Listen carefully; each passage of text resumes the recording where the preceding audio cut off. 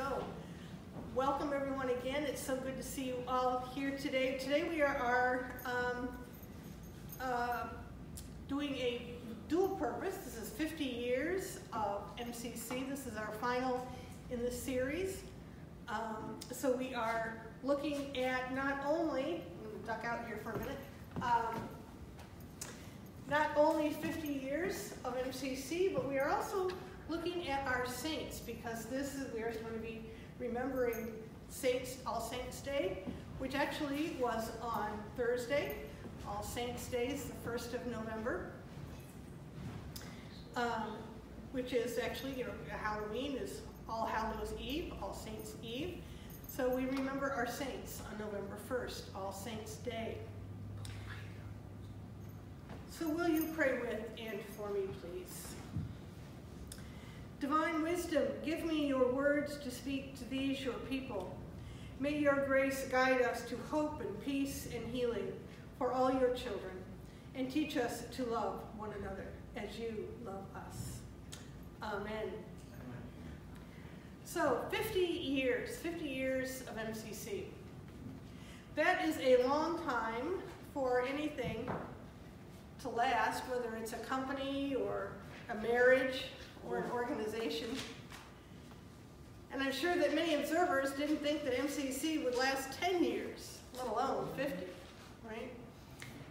How many people today still think that LGBTQ Christian is a contradiction in terms, right?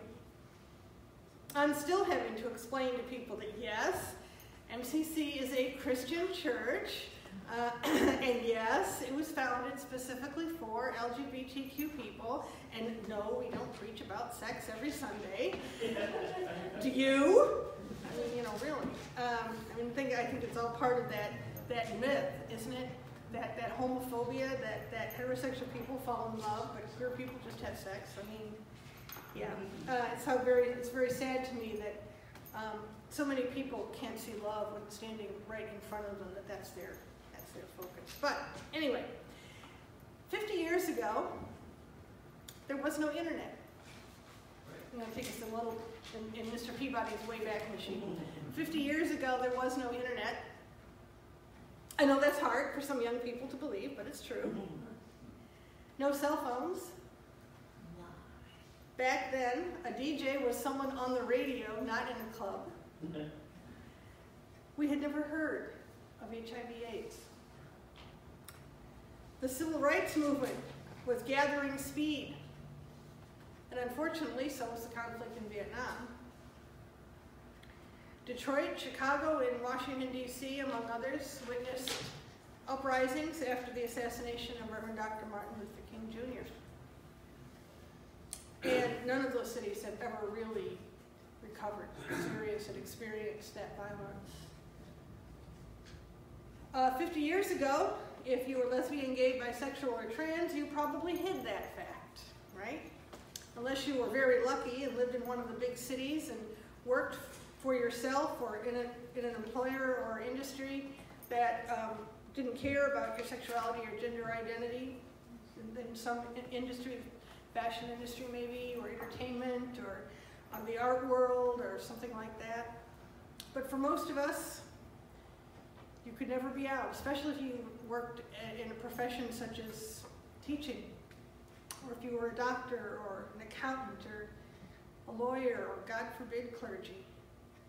You hid deep in the closet 50 years ago. Well, have things progressed? In some ways, yeah. Marriage is legal, same-sex marriage. Many states have hate crimes legislation that includes sexual orientation and gender identity as protected classes. In some states, conversion therapy, thank God, is illegal. And so is discrimination in housing and healthcare and adoption for LGBT people. But those same non-discrimination rights are most frequently not available for trans people. LGBT prisoners are discriminated against at every stage of the justice system, from arrest to reintegration. And there is a strengthening movement in the federal government to allow private companies to discriminate against LGBTQ people based on the company owner's religious beliefs in hiring and in housing and in healthcare and job promotion and so on. Some LGBTQ legal groups are warning that the protections that LGBTQ people do have could be rolled back. 50 years ago, folks. 50 years ago, a group of people of all orientations and identities met together and started a church. It did not go easily. You know, the story is, we tend to jump ahead. 50 years ago, there were 12 people and they gathered in church, and look where we are today. We forget what happened in between. The story is that there were 12 people the first week, and 15 the next, and 20 the week after, and in a month they had to find a new place to worship because they didn't fit in Troy's living room anymore, and then they had to buy a building, and look where we are. It didn't quite work that way. It went bit by bit. Some weeks there were 15, and some weeks there were 8.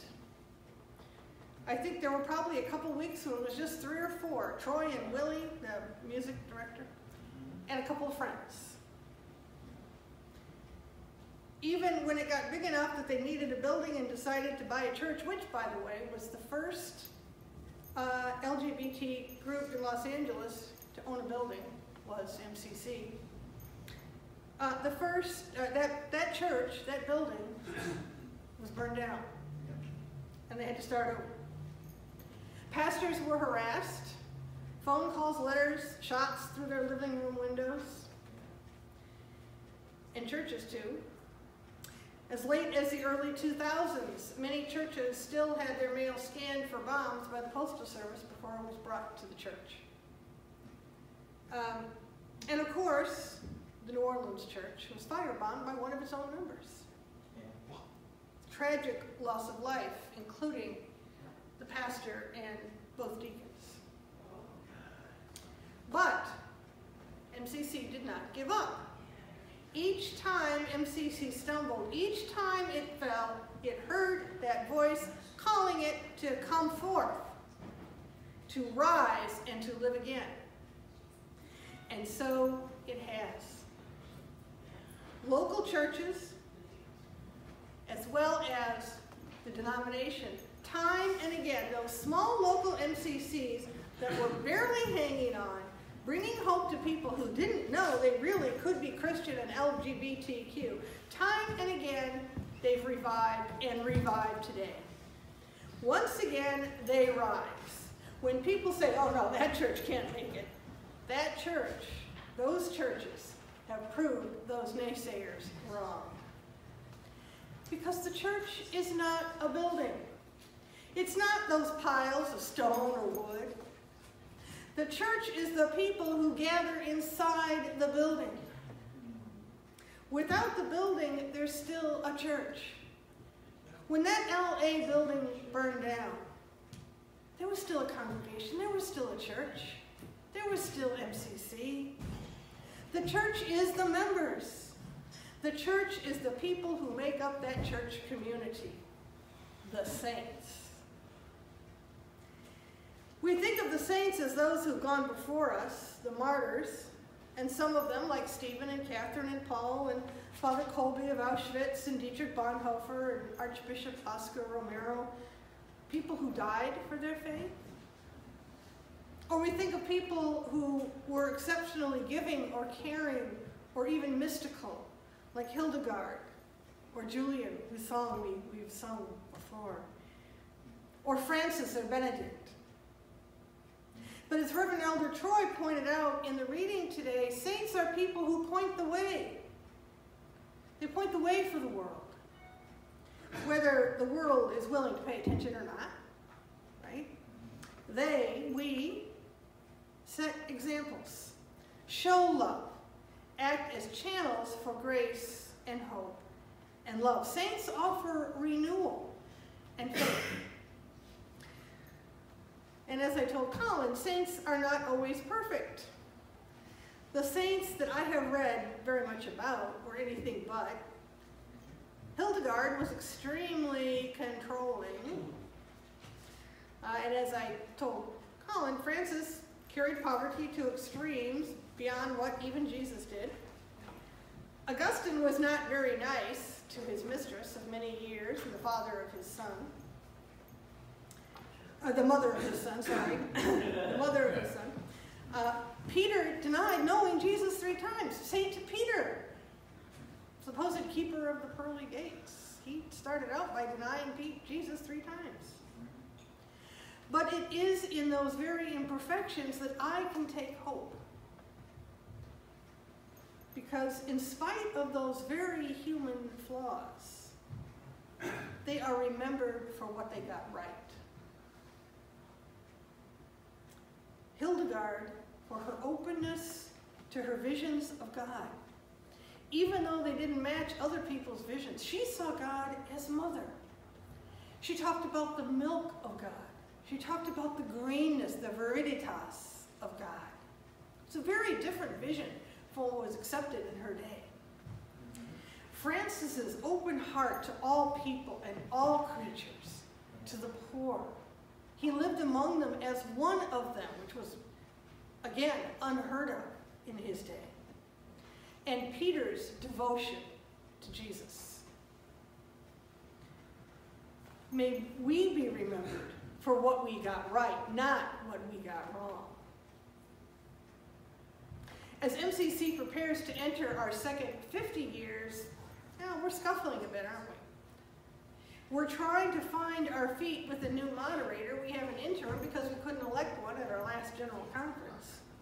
When you've been led for a long time by a charismatic leader, and boy, Troy is nothing if not charismatic, and our first leader, our founder, it's very hard to find a new paradigm for a new leader, right? You have charismatic and his chosen successor in Nancy, and then what do you do for that next leader? It's tough to strike out on that new path and to figure out how and where to go. But MCC has always risen again. Burning down our churches didn't stop us. Harassing our pastors and members didn't stop us. MCC will come out of that tomb and pull off those grave clothes. We're going to step boldly into that future because we've got a whole lot of saints. God's waiting for us with a wonderful new plan. In all God's names, amen.